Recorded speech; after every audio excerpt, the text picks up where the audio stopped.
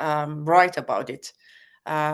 So people know more about it. When I was living in Iran, I had my several difficulties, and it's not just as woman, as Jonathan said, that the whole situation for all aspects of all different groups of people are suffering inside Iran. It's not just women, but that movement was related to regime's ideological symbol. So that was part of it, that spark. And they had more parts like woman, life, freedom. People are fighting for to have just a normal life. So besides all those suffering that all Iranian people are going through, as Iranian woman, you have to fight more and try more to get what you deserve as Iranian man, not just as one free human being living in Europe or US. So some people, when I moved out, some people they didn't know that we could go to the university. Oh, you studied business? How it's possible that you studied strategy? Or oh, you were CEO? Yes, it was possible, and it still is possible. People are doing that, but those women that they want to do it independently, not tie with the regime, they have to fight a lot. And this is on different levels. Doesn't matter. It start from university, governmental offices, work environment, even family, and it's everywhere. And of course, the main part that is regime and all those regulations support against women. So if any case happens, it's more fighting to get what you deserve, what's right for you. um, this is the case that sometimes I feel that international community think about it 0 or 100. They can't get the right picture that what's going on inside Iran. Some people right now these days they share the video that Iranian women are walking without hijab, nice clothes, fashiony, stylish. And then some of my friends send me that, oh, this is happening, so you got to the result after woman life freedom. So people are not suffering from hijab. First of all is that people paid lots of cost to just do this, and this is not something the Islamic Republic gave them. We don't have any regulation, we don't have any laws giving that freedom to people, including women. Women are just not wearing hijab, and not all of them. It's not possible across the whole country. Those videos that we see mostly is bigger cities, and for those cities like Tehran is mostly north of Tehran. And we still get the news and information from inside that it happens several times that if they have their in encounter with someone that not wearing hijab, or even some cities, uh, there are some plain clothes people warning them to wear the hijab. So still is suffering a lot, although we see some of those videos without hijab, and it's very nice. I like it, and I'm not saying that it's the situation is same before 2022, before woman life freedom. Definitely change, and this is the achievement that I think that Iranian people got, and they are not going back to the day before that. But we Iranian people paid lots of cost for it, and it still is ongoing struggle and fight against it. Thank you. Yeah, I think that the morality police are still scooping people up, aren't they, for not wearing hijab in the way they deem appropriate. But yeah, those videos are incredibly hopeful, and you talk about that, Johnny, in the book, and you also talk about the difference between the street level of kind of surveillance and control, and then sometimes some high-ranking officials might suggest that there's been some sort of reform, but actually at the street level there's still quite extreme levels of oppression. You also see that dynamic play out between like the officials inside the government, where and the president, Masoud Pezeshkian, is the best example, where he's described by the West and by media outlets as this modernizing force, of someone who's interested in change, someone who's also said that perhaps the morality police should have some of their powers reduced. But the reality is he doesn't actually have any authority, and he's probably the perfect puppet figure to be used by the regime there, because anything he says doesn't actually carry any weight. And whenever he does make these statements, the supreme leaders in a circle almost immediately refute it, and you've seen that time and time again. But we don't necessarily, those refutes don't necessarily reach us in the West. We just hear his narrative. One thing I wanted to talk about that you write about in the book, Johnny, is Mahsa's Kurdish background and her real name. And I'm interested in how her Kurdish identity shaped the uprising and shaped the way she was treated, because I think that's an area that sometimes we don't hear much about. It's something that sometimes gets overlooked, and even the very mention or incomplete mention of her entire name sometimes carries certain amount of pain to observers, even when it's not. It's almost always not intentional at all. But even when, for example, her name Gina isn't mentioned, it carries a certain amount of pain. But it very much represents, she wasn't the only Kurdish person to have been severely targeted, and there were other people in the book, including incredible athletes and voices who came from the same hometown as Mahsa did, who suffered the same kind of repression, women and men. And an individual who I became very close with an amazing story is an athlete, a former wrestler who qualified for the Sydney Olympics and was prevented from taking part because of his Kurdish identity. And I think what happened to Mahsa was really emblematic of widespread persecution of minorities that has taken place ever since the Islamic Republic's beginning. And there was a quote, I can't remember if I included it in the book or not, but how even the fact, like the sort of the appropriation of her identity and her background posthumously sort of in effect killed her twice and made the whole thing even more painful for many observers. But it definitely played a critical role, even if she wasn't necessarily targeted solely because of her Kurdish background, but because of, being accused of not wearing her hair properly. But the fact that she was targeted and was Kurdish, happened to so many other people of a similar background. Yeah, you talk in the book about the proportion of political prisoners who are Kurdish being just way out of proportion.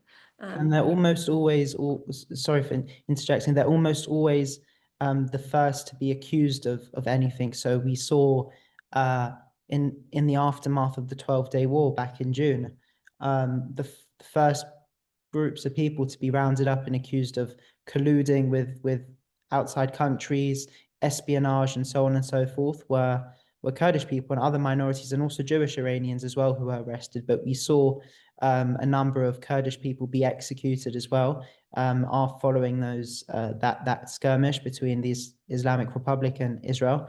And it's sort of a constant theme that they're the first ones usually to be targeted and accused, and often accused of not being like truly independent and trying to always break away and not being like loyal to their country. And there are all sorts of narratives that the regime tries to play on to fragment and divide the nation.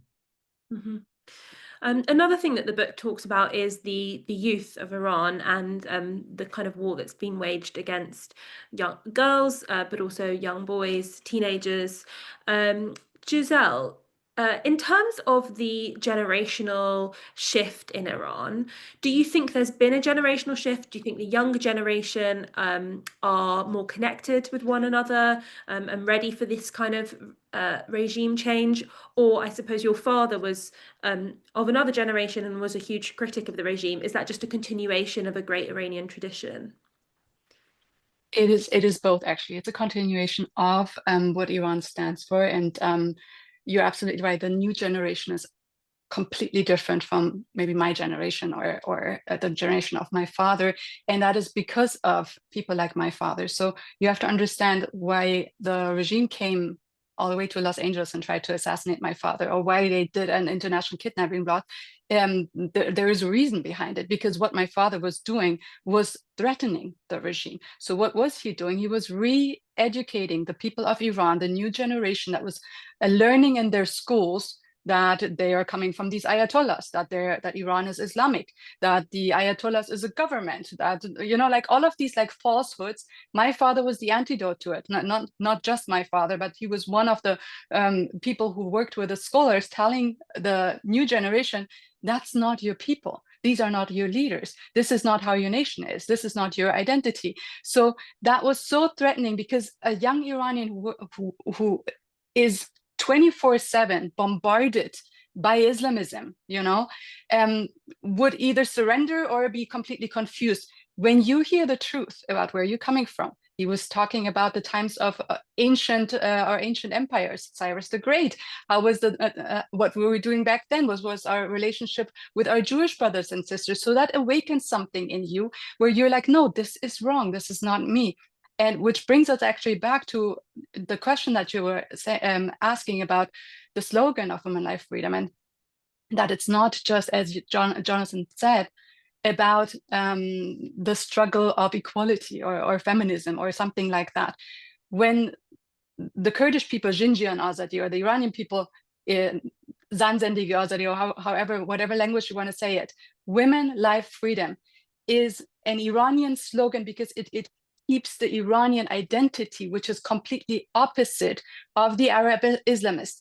Iranians from ancient times worshipped women. Women were in the army, in the armed forces. They were emperors, they were kings, they were, you know, leading. And as you can still see, they're still doing that. The young generation is in universities and getting business degrees and all of that kind of stuff. So this is part of Iranian identity, to have women high, which is the opposite of the Ayatollah's identity, to oppress women, right? Life, we celebrate life. We want freedom, they want oppression. So the whole slogan and the whole revolution is not about getting equal rights for women. That was the misinterpretation, because if every woman inside of Iran got the same rights as men inside of Iran, they would still have no rights. They would have the right to be tortured, the right to be silenced, the right to be in prison, the right to be killed. That's it. You know, there is no equality. Like if we give the women the rights that the men have there, there's still no right, because Iran is under occupation. That's why we really have to be careful when we say something like, and I always put like air quotes, when we're saying like the government, their government, or the president, or anything like that. This is a foreign invasion of Iran. And that's why the people in the streets are no longer saying, we want reform, or we want change in the constitution, or we want different laws. They are burning right now the picture of the Ayatollahs, and that is not symbolic. That means we're taking you down. We want our country back. That is the message that this new generation is giving. Why are they giving that now? Because of this education, re-education of their identity, and because of these taboo breakings. 20 years ago, 30 years ago, Maryam can say, that was not possible to run around like that and do these movements that we're doing. We see deflections from the armies right now. Army colonels, generals, soldiers going into the street and saying we're taking the regime down. They're pretty much standing there right now, declaring war on the Ayatollahs. So this is not a regime change. This is a liberation movement that is coming from inside of Iran. And when this spreads, it will not just liberate Iran, it will actually liberate each and every one of these countries in the Middle East that have the same problem, from Afghanistan to Lebanon to North Africa, West Africa, all over. We have the same problem of Arab Islamist oppression of indigenous people, which brings me just to my last point. You were talking about Kurdish people being targeted. Are a minority. They're targeted because they are one of the Iranian peoples, indigenous Iranian peoples, who maintain culture, who fight back at every moment. They've been fighting back, whether it's armed resistance or cultural resistance, or keeping their language, or keeping their heritage, keep celebrating Nowruz, keep all of that kind of stuff. That is what's threatening the Ayatollahs, not necessarily because they're a minority. They go after each and every one of the Iranian peoples who are protecting the Iranian identity. Interesting, thanks. I think the thing that the book talks about as well is that high level of education. I think, Johnny, you say something like 99% of young Iranians have like a good rate of literacy, which is way higher than the global average by an enormous percentage. So I think that's a misconception that some people might have about a country like Iran that has an oppressive regime. Actually, the population is incredibly well educated. My next question is about the diaspora and what role the diaspora might have in terms of supporting the Iranian people to do, Gazelle, like you said, to overthrow an oppressive regime. What kind of role do you think the diaspora could play, and what kind of role do you think other communities supportive of the Iranian people's freedom could play in that as well? Gazelle, I'll come to you. So the diaspora has a very, very important role. Since Women, Life, Freedom, pretty much it's clear they're echoing the voices from inside of Iran. That means like whatever is happening inside of the streets is translated by us. So you cannot usually stand on the streets and say exactly what you want to say. Now the generation is a little bit bolder and they're pretty much saying what they want to say. But when they're, for example, in the streets and then burning a hijab, it's our job to translate. That does not mean that they just want to get rid of the headscarf and then everything is going to be fine. So the translation of the symbolism and what the people of Iran are doing, translating it to the Western world and saying like, this is actually a revolution. This is not just protest. This is a liberation. This is not a regime change. And all of those things is one of the important tasks of the diaspora. And we've been so good and so well connected where you see like people speaking to each other. And we have these movements where we're like all standing behind a person that was just persecuted or just like taken out. For example, right now, most people are posting about Bita Shafai, for example. Bita Shafai, a young girl who was first taken down in 2023 during the Women, Life, Freedom Revolution, when she was throwing actually one of the tear gas canisters back at the IRGC terrorists and defending young girls who were poisoned by poisonous gas by the regime. Now she's been taken back into custody because she broke her silence. She came in front of the cameras. She spoke up. She wants to be the voice of her generation. And she pledges allegiance with the diaspora outside. So we have seen in the summer, actually, the Crown Prince has called upon the entire opposition of Iran and came together in Munich to form what can become a government in exile. So this is a transitional government forming. And for you to understand, it is pretty much close to what the Zionist movement was before Israel was liberated and recreated. You know, there was Israel before, and then it was taken away, and then the Zionist movement revived it, gave it back to the indigenous people, gave it back to the Jewish people, and the people went back there to rebuild what was theirs from the beginning.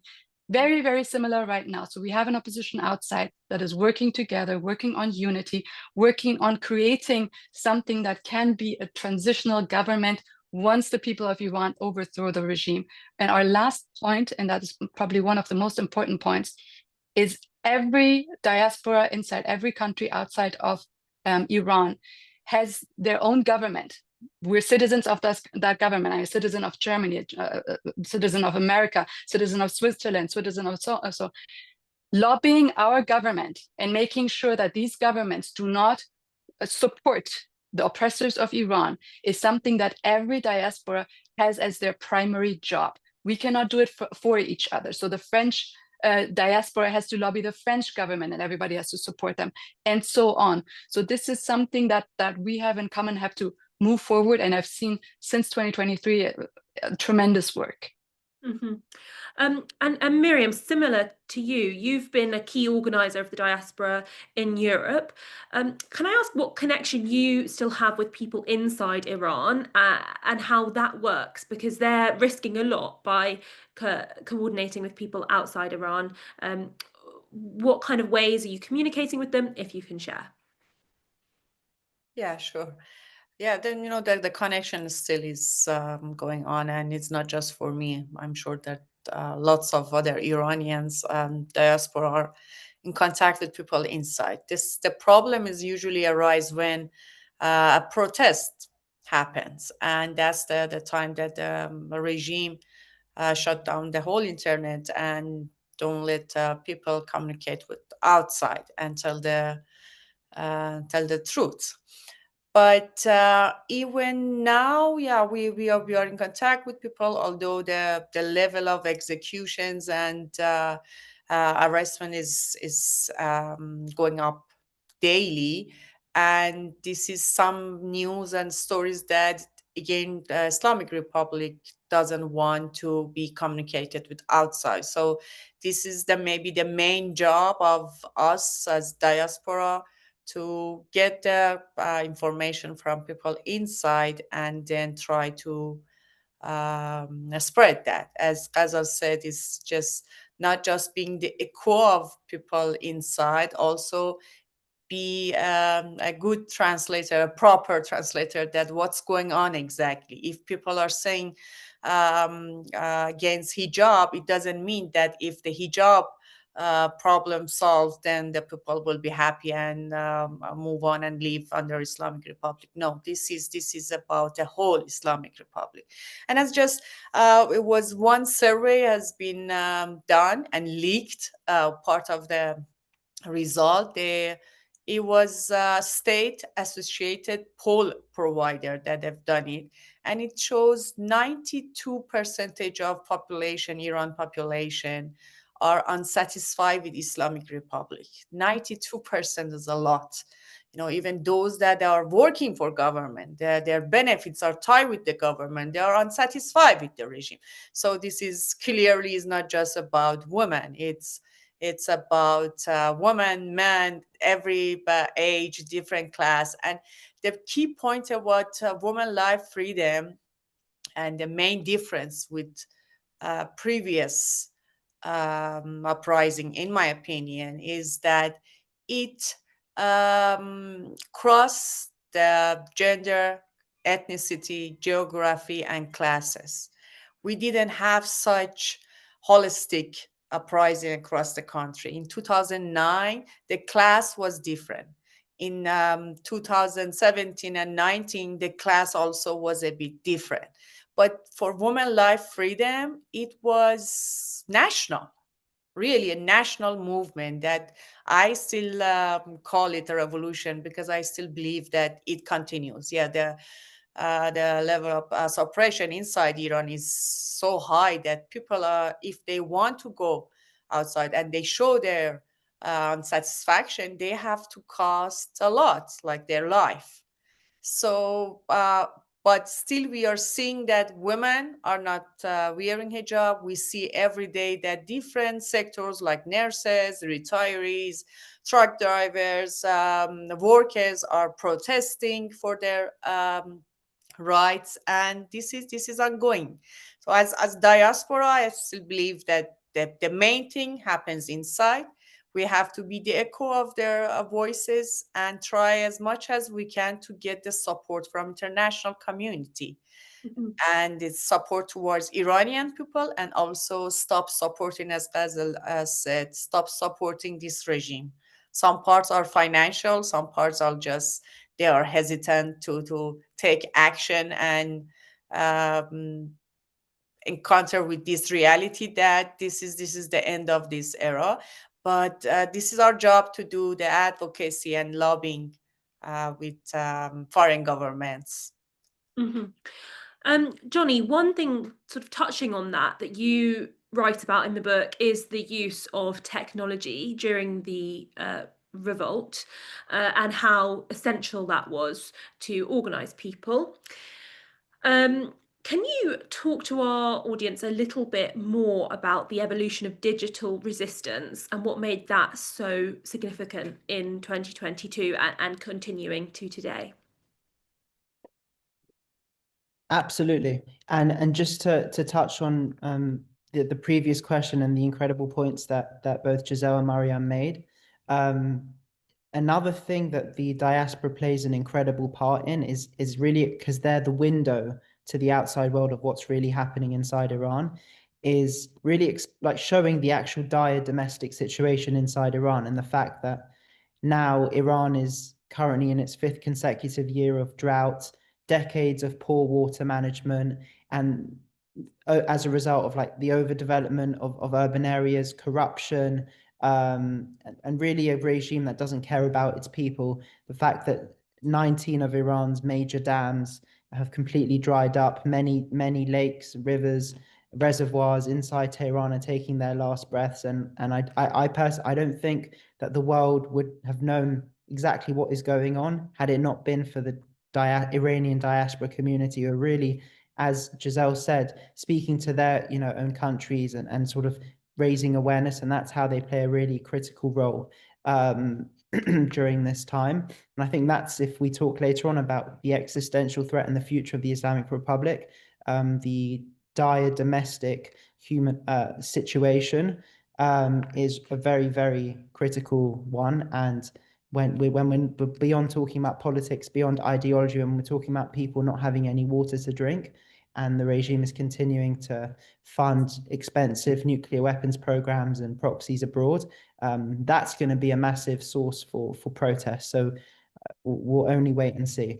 But in answer to your question, Jane, it played an absolutely fundamental role. I think it made the fact, first of all, the fact that the women life freedom movement was decentralized in nature, the fact that there wasn't like a single leader that everyone could rally around, made it much harder for the Islamic Republic to thwart the momentum out of them, to like isolate a single leader.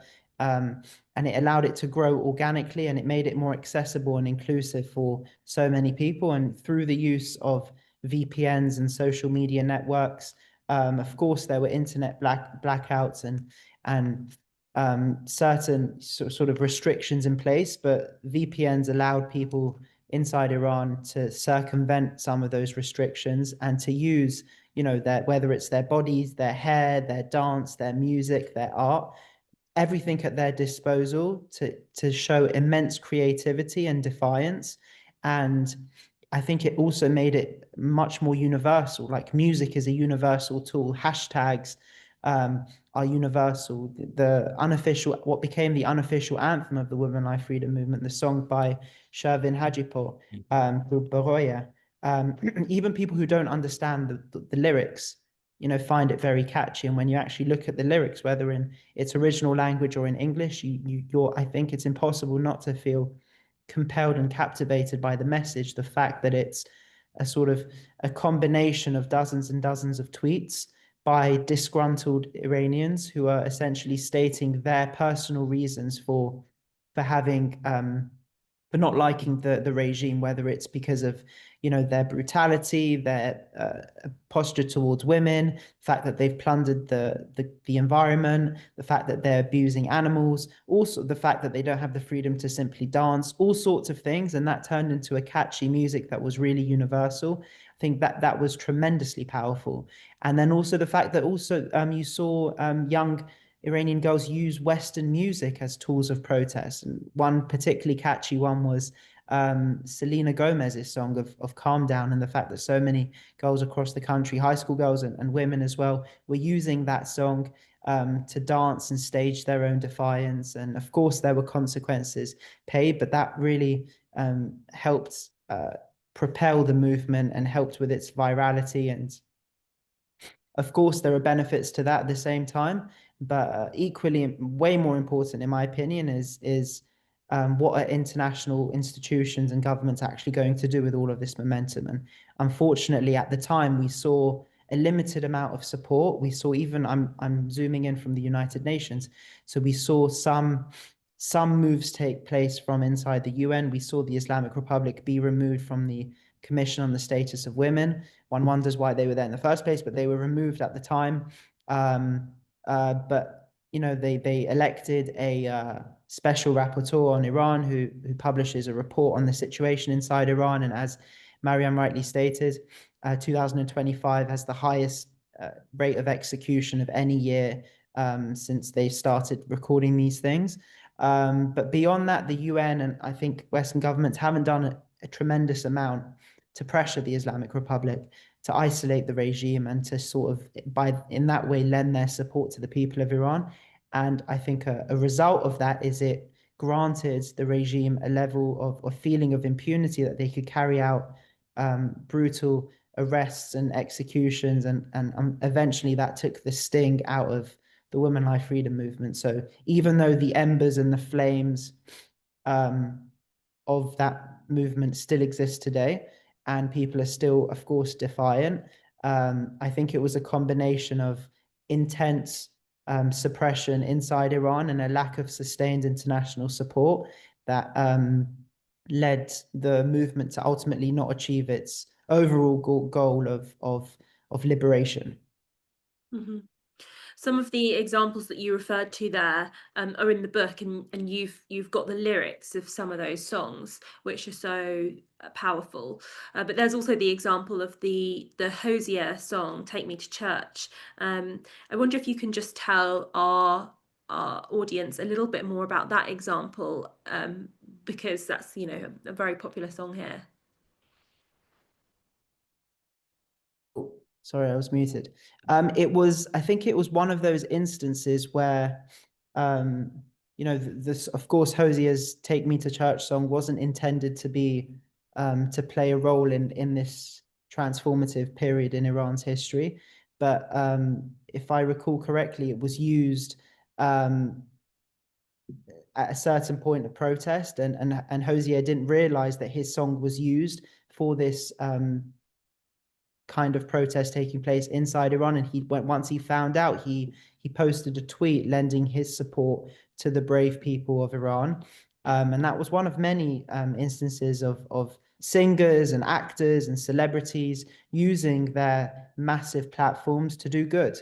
And you know, even though it's something as mundane or seemingly minute as just posting a tweet, it has tremendous impact. And Hosier did use his platform to shortly after the death of Mahsa Amini to lend his support to the brave people of Iran who were using his song, the same way Selena Gomez did immediately after that she found out that there were four or five girls who were dancing to her song. When they were arrested and forced to confess for the unforgivable act of singing and dancing in public, she posted a story, I think, on her Instagram, lending her support to the women life freedom movement. So the Hosier example was another example of celebrities using their platforms for good. And also of the kind of universality of culture and a good song. I think, you know, that song was sung by one of the young women in Iran who ended up protesting, and I think she was killed by the authorities in the end.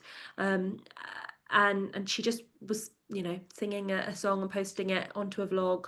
And it's really, really. I think you're referring to Serena, right? Serena Sadeh, who was there were many. She was one of the more prominent vloggers who was just you know, I think if she had been posting a vlog, it's the same vlog from the United States, it might not have gained that much traction, because she was talking about, you know, relatively day-to-day things of like whether it was TV shows or music or makeup, things that may seem like that we may be taking for granted in the United States, but she was talking about those things from a very different perspective, from the perspective of Iran. And she was talking about that song as well. And her YouTube page, it didn't have a lot of videos on its page, but it gained a lot of traction in the short space of time it was there. And I think she posted just a handful of videos before she disappeared. Her social media accounts were deactivated, and she was found dead a week or so later by her family. And of course, the regime denied any involvement, but the evidence suggests that they were very much involved in her disappearance and subsequent murder. Mm-hmm. The other film or the other cultural thing that I just wanted to bring up that you refer to in the book is The Seed of the Sacred Fig, which is an incredible film, which I highly recommend anyone watching this checks out if they have the chance. And it gets to the heart of a regime that's tearing families apart by controlling women, and kind of in controlling the women, you have to control the men to control the women, and that really corrosive effect, and the fact that those filmmakers had to flee Iran after that film. came out. I mean, it was shot inside Iran. It's amazing. An incredible, really extraordinary movie that combined real life footage of what was happening inside Iran and obviously fictional footage, and as you mentioned, showed dynamics of a family what the thing that I found equally interesting was the fact that the father, who was a judge who was asked to sort of give us a stamp of approval to execute a young man committed a crime that he didn't commit. And he was using state-run media and TV to get his news, and then his two daughters were on their phones, like seeing like what was really happening inside Iran, and those parallels were really, that dynamic was really interesting. Absolutely. Miriam, you've spoken in the past about some of the intimidation you've experienced off the back of your activism and organising in Europe. Can you tell our people watching a little bit more about that and what it is to be an activist in the diaspora, what the threats are that you might have experienced? I believe that what I experience is not very rare among Iranians, both inside and outside. Of course, inside the situation is a lot more difficult, but still the regime and the long arm of the regime is not um, as is working, and they try to do what they're very strong in it. It's suppression of people. So they find a way to make those people that are active and maybe they are doing some impact silent, and they use different methods, sometimes just by threatening them, sometimes they put pressure on the families, sometimes they start a fight or attacks against them on social media, and sometimes they use all of these methods.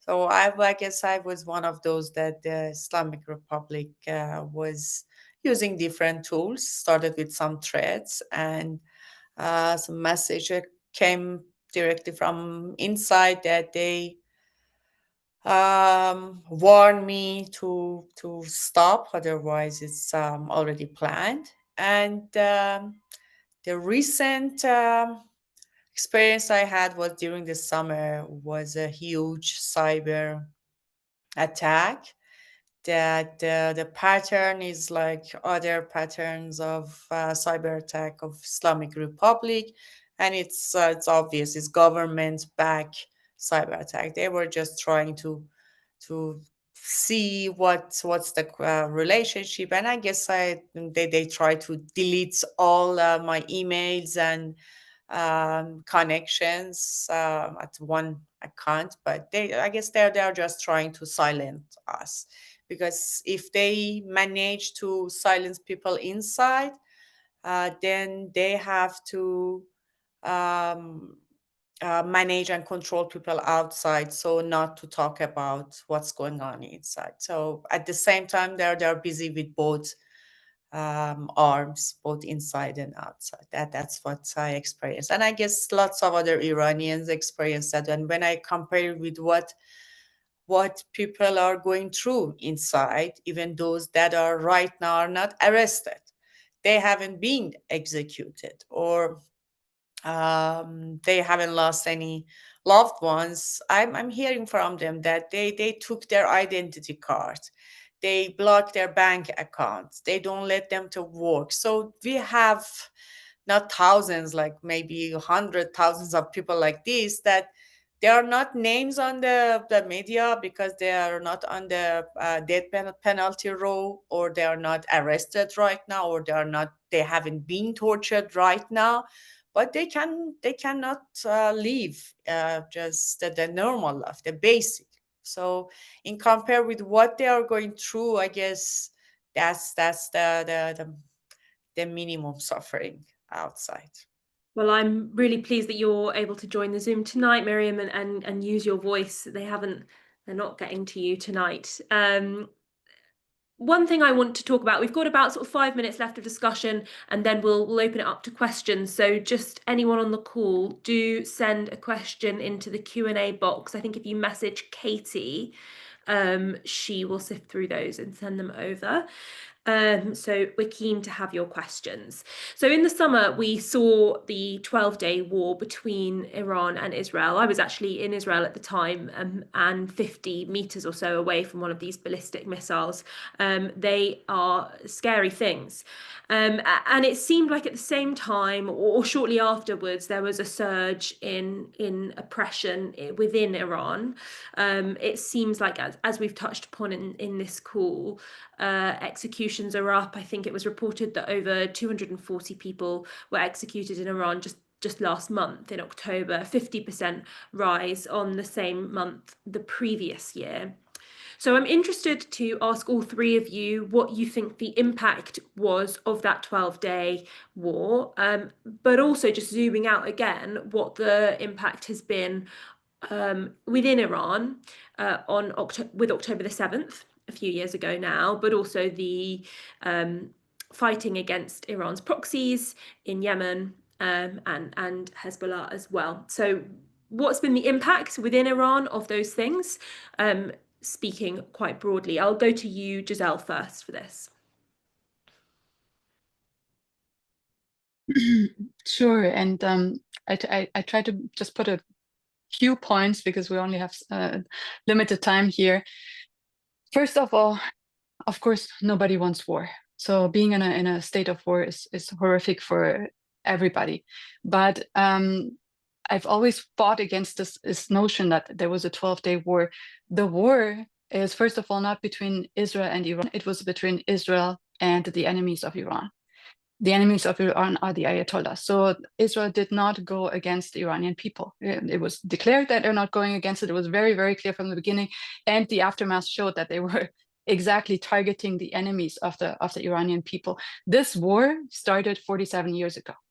So for those who were thinking like, oh my God, we got into war and this should stop, they probably have closed their eyes for the last 4 decades and not seen that the people of Iran were at war. They have been butchered. And of course, there's casualties during a wartime, but those casualties are on every single day in the lives of Iranian peoples. As you said, you have a strand of hair showing, you can be beaten to death. So that about that. What many people missed is why the war ended. The last target that Israel was actually targeting was the Basij bases. The Basij, for those who don't know, the IRGC has different groups. The IRGC outside, for example, the Quds Force are in the region to fight against other armies. The army that the Islamic regime has inside of Iran that is targeting the Iranian people and torturing them, raping them, murdering them is called the Basij. So that is the exact enemy of Jina Masamini, of us in the streets, of every single person.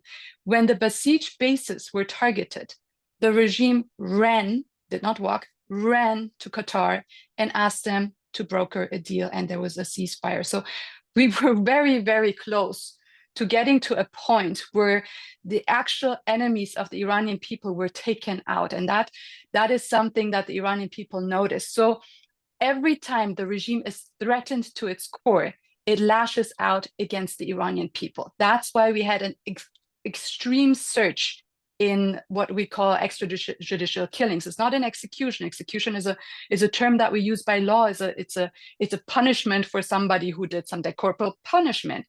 These people have done nothing wrong. These people are not in front of a judge. These people are not guilty of any crimes. They are lynched by the regime because they're dangerous to the regime, because the regime is scared not of its own people, of the Iranian people. The Iranian people are not the people of the regime. So what can we say to recap this? It was a historic moment, even though it involved war and death and all of these things that we don't want. We have them already in the region. We have a regime that is savage. It showed the close allyship between the Israeli people and the Iranian people, because I know from both sides, Israelis were praying for the Iranian people to survive. Iranians were praying for the Israeli people to survive as the regime lashed back and was bombarding civilian areas, inside of Israel. So it brought us closer. It showed once again to the world, we're not enemies. the regime is our common enemy. And going forward from here, we have to pay close attention to what is going on inside of Iran, because there was a dialogue between the Iranian people and the Prime Minister of Israel.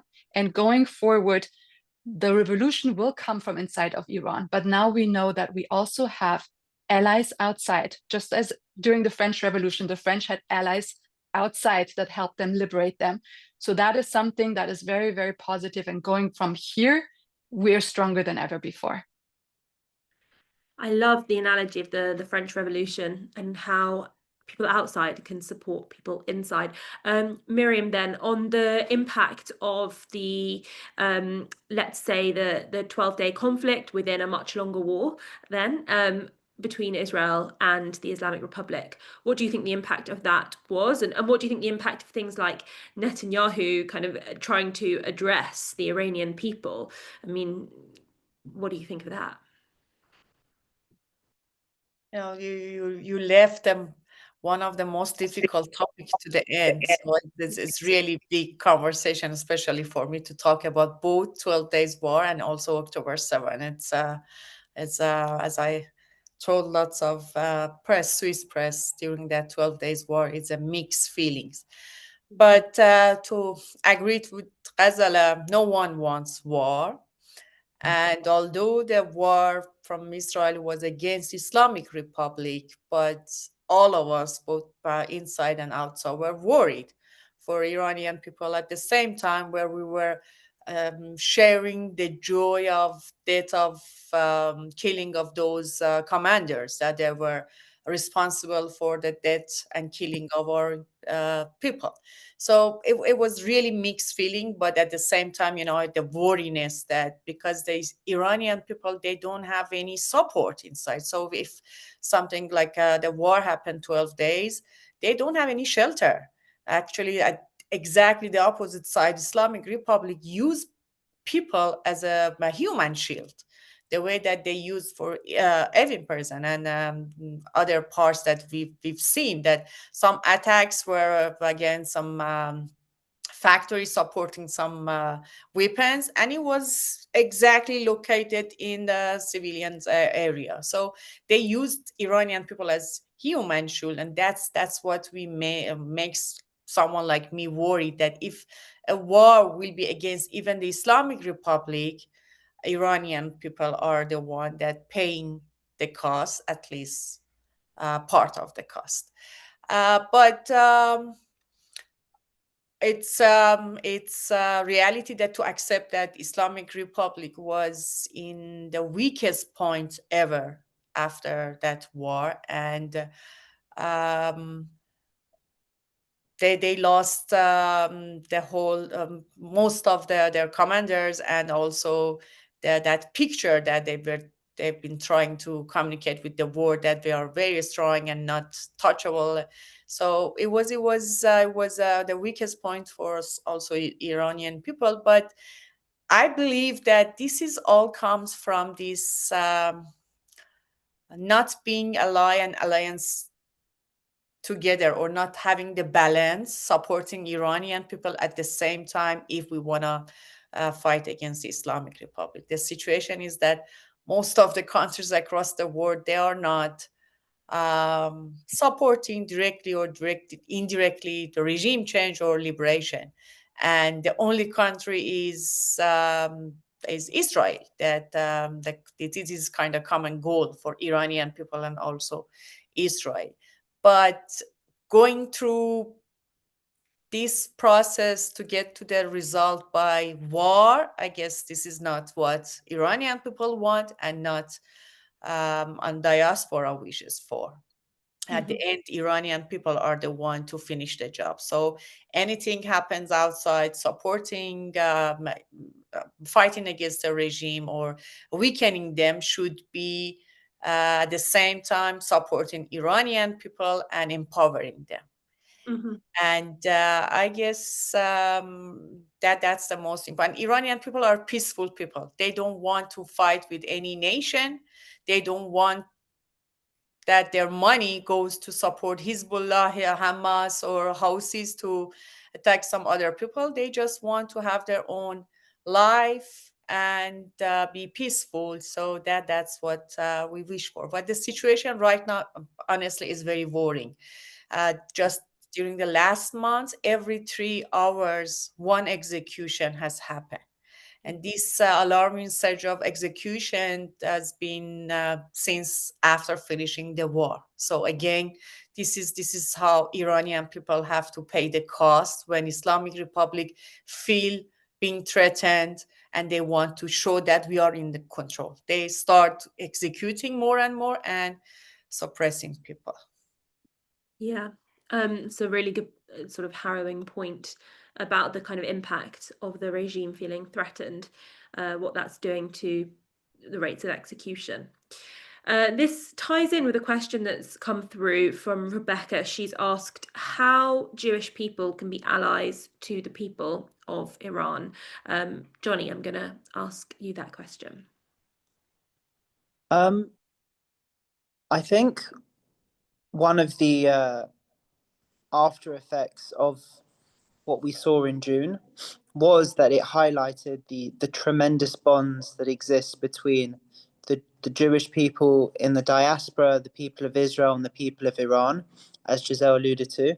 And I think it's for both positive and negative reasons. On the negative side, both Iranians, no one more so than Iranians, and also Israelis, have suffered tremendously at the hands of the regime in Tehran, whether it's directly through the missiles and executions inside Iran, or indirectly through the proxies. But on a brighter note, and I think what we saw in June really brought this to the fore, was that there is actually a history of allyship, of alliance, of collaboration preceding 1979 for much of the 20th century, and also going back, stretching back thousands of years to King Cyrus, as Giselle alluded to earlier. And I think when you see Israeli officials and when you see Israeli people speaking directly to the Iranian people and vice versa, there's a reason, I believe, why those videos go extremely viral. Not just because it's an interesting thing, but I think it's because it's packed with history and the things that they're talking about, while they seem unrealistic. For example, Israel working with Iran on water technology, it's not without precedent at all. And if you look, in 1950, Iran became the second Muslim majority country to recognize the state of Israel, after Turkey. And for the 60s and 70s, there were unofficial missions, diplomatic missions established in each of the country's capitals. When there was a massive earthquake inside Iran, in the city of Kasvin in 1962, the Shah allowed Israel to send an army of water engineers to help with reconstruction and rehabilitation efforts. And imagine that kind of relationship existing today, where Israel, which is a world leading power on water technology, but has a similar climate, would have similar climate issues to Iran. It's able to solve that. Imagine it was able to go inside to Iran and assist on those kinds of things and help the people of Iran. And the only impediment here is the 46-year-old regime.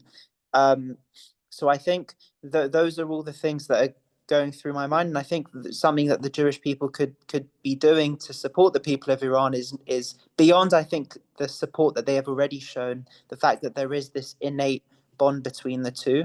But I think to highlight this history, to highlight the fact that Iran's history isn't 46 years old, it's thousands and thousands of years old, to highlight the very clear gulf that exists between the 46-year-old Islamic Republic and the people of Iran, whose civilization stretches back thousands of years, who don't align necessarily with the regime, where as many as 92% of the people don't support the regime, as Maryam said. I think those are things that Jewish people can continue to do to highlight their support for the great Iranian people. Mm-hmm.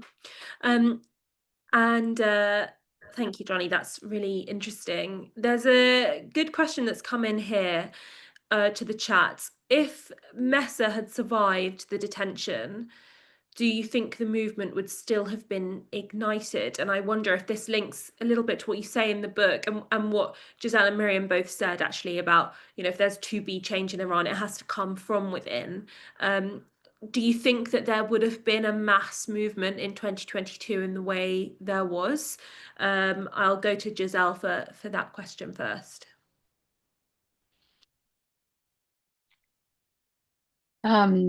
Clear answer, yes, there would have been. As we said, the movements were waves and waves and waves and waves of getting stronger and stronger. So the only reason that there was a gap between the 2017, 2018, 2019 movement to the 2022 movement was the pandemic. During the pandemic, there was a mass problem inside of the country because, of course, they did not help the people get over the pandemic quickly. It's always in the interest of the regime to have chaos and destruction in the population so they can rule over them. So the freedom fighters and the movements and the underground movements that were inside of Iran, they were waiting for a spark. So if it's not, Jina Mahsa Amini was not the only person that was slaughtered and killed at that moment. But would she have survived? It would probably be her sister or her cousin or somebody else who was tortured and killed at that time, whose face would have been on the flyer. So the people were ready and waiting for the moment. So sometimes it is destiny that brings it all together, and it was her that brought the spark from the Kurdish to Tehran to all of the regions around the world. So it might have been destiny that it was her and that she's now immortal and unforgettable. But we had many Jina Mahsa Aminis during this revolution and before, and all of them again put spark after spark, put stone after stone on this road to liberation that we're facing. Thank you. Johnny, you said earlier that there were still embers of the Women, Life, Freedom revolt, and Gazelle, you seem to be suggesting embers or still flames, in fact. We're drawing to a close now, so it would be good to get some final remarks from all three of you about what you think is next for the Women, Life, Freedom movement within Iran, outside Iran, and your hopes for the future. I'll start with you, Maryam. I guess you never know what happened in 2022, although we were waiting so long for something like that happen. But as Ghazal said, that it might happen to her sister or her cousin. But the whole thing about Mahsa Amini being woman, Kurdish, and then during the trip from Kurdistan to Tehran, the whole thing, the combination of different parts of minority, being minority, and it sparked the whole thing. And you don't know what will be the next. Some people ask me how people inside Iran, they didn't go to the street during or after 12 days war. There are some explanation for that. Or during the summer, people are saying that people are suffering from the lack of water just to drink. So how they can tolerate, and now electricity, air pollution, the economical situation, and the freedom which has been the daily pain during the last 46 years. But you never know, because the cost that Iranian people have to pay to go on the streets is a lot. Which pain makes them to get to the point that, okay, enough is enough, and then showing another wave. I believe we are very close, but we cannot anticipate when will be exactly. Gazelle, what about you? What are your hopes for the future? Yeah, I wanted to, if I can add to what Maryam said, it's very, very important to understand, like, there was a lot of calls on the people of Iran, come to the street, especially after the 12th. Now is the time to rise. Let me just put this forever straight. The people of Iran don't need somebody from outside to tell them, come to the streets. They're ready to come. They've shown it for 2 years straight. They held down the streets in every major city of Iran. They took shots into their eyes, shots into their heads, torture, rape, being killed, being taken, like all of that, they took it, you know, they proved to us they're ready when we're ready. What is missing is for our governments to stop saving the Ayatollah regime. What I mean by that, when the 2009, one of the biggest movements with millions in the street, and the people of Iran were saying, like, we're taking down this regime, and asking the American government, the biggest like government in the world, are you with us or are you with them? Remember, like what they were saying, Obama, ya ba una, ya ba ma. So Obama, are you either with them or with us? Obama chose them. You know, he made the biggest deal that you can make with the Ayatollahs, which was a $150 billion deal called the JCPOA, or nuclear negotiation, which absolutely empowered the whole region, all of the Ayatollah regime and their proxies, and brought us to this misery that we have today, which is October 7th, multiple wars and everything that we have. So it is up to us to show that these governments outside will not support them. And what did we have again? 2022, for an entire year, they held down the streets. 2023, on the anniversary of the Women, Life, Freedom Revolution, President Biden gave the Ayatollahs $6 billion, $6 billion, you know, on that. So this is not by chance or anything. These are clear contracts between people in our government that benefit and profit from the Ayatollahs in place. So when I'm talking, or when we're talking to the freedom fighters inside of Iran, they're not saying like, oh, please somebody tell us to go on the streets. They're ready. They're saying, please, somebody tell your Western governments to stop enabling, legitimizing, doing business with these Ayatollahs. They don't need to bring boots on the streets. They don't need to send armies. Just stop the money flow of billions of dollars. We're good. We take the rest. So you were asking, what can we do from outside? How can the Jewish people help? You have a country. Israel has a country. Iranian people don't have a country right now. Most of the indigenous people of the Middle East, their countries have been hijacked. The Afghan people don't have a country. Taliban is occupying them. You know, that's truth for every single country in the Middle East. So you're right now the only ones with a country, with a news system, with freedom. So when you are our voice, this is so incredibly big, because you can blast what we're saying in your news. You have representatives that go to the UN. You have representatives that go and speak to other world leaders. And when you're pushing them to do the right thing, that's when we have like political power in our hand by a country, which we don't have. So big allyship between the Jewish people, Iranian people, but also coalitions within every other society in the Middle East that has the same struggle. So that's, I think, is where the future is going. Please pay big attention to the deflections of the Iranian army. Again, one more time, a normal person going to the streets, taking off their hijab, can face torture and oppression and death. Imagine you're a colonel of an army and going against them. They will make an example of you. So these people are the biggest threat to the regime. And when they're not seen, when they're alone, all of their power goes away. But when we enable them, when we focus in on what they're doing, that is the path of taking down this regime from the inside. The bravery of the people inside Iran, really. A question here to close from Mark. He's asked, UK and US streets are being targeted by hate marches where the next generation is being radicalized by Khomeini.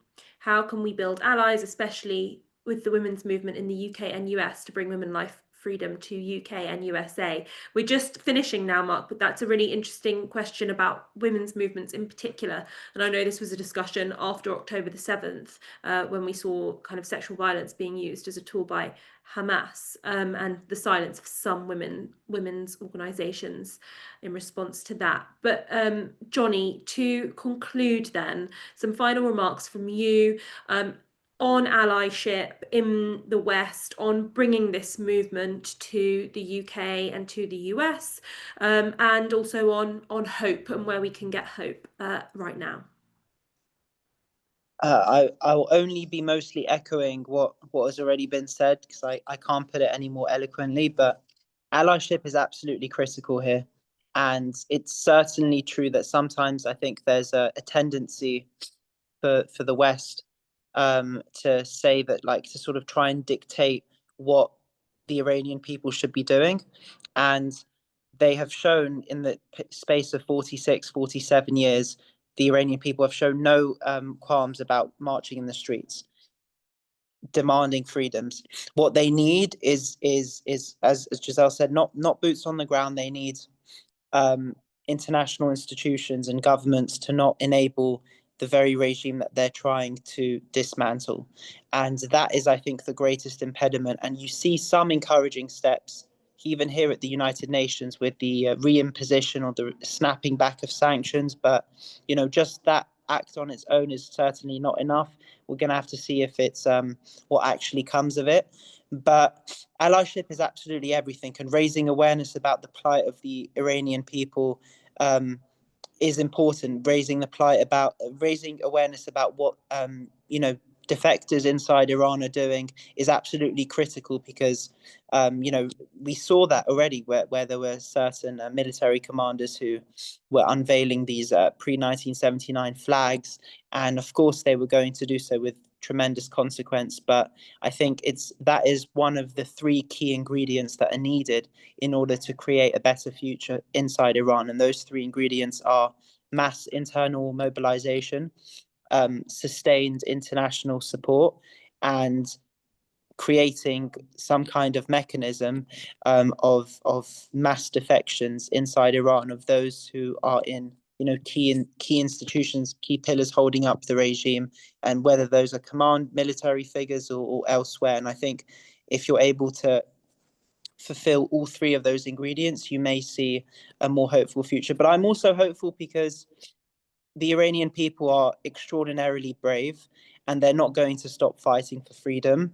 And in the short space, sometimes it's misty, in the short space of 46 years, they've risen many, many times. But the reality is the regime in Tehran is a behemoth. It's not one of its proxies, and it should be sort of addressed as such. It requires a tremendous amount of effort to bring about a better future for the Iranian people. And it's incumbent on Western institutions and us to support the Iranian people in their fight for freedom. And Israel stands with the people of Iran, of course, and will continue to do whatever we can to support the people. But ultimately, any real change, liberation will be homegrown. But that's not to absolve any responsibility from us on the outside. It's just a clear point that, you know, those on the outside have different responsibilities. Thank you, Johnny. That's a really clear way of putting it. Those three things that need to happen for there to be change. Johnny, Maryam, Giselle, thank you so much for coming together this evening in London time on a Wednesday evening, but I know that you're joining from various corners of the world, so you are at different times. We've been gathered to talk about Unveiled, Johnny's fantastic book. It's available in the UK on Amazon and Waterstones. It's fantastic. Really recommend it to people who've enjoyed listening to this conversation. It unpacks lots more of these themes, and there's a brilliant section with all of the references as well for further reading. Thanks so much for joining this JC event. To all of our readers, all of our audience here tonight, please do join another one of these soon.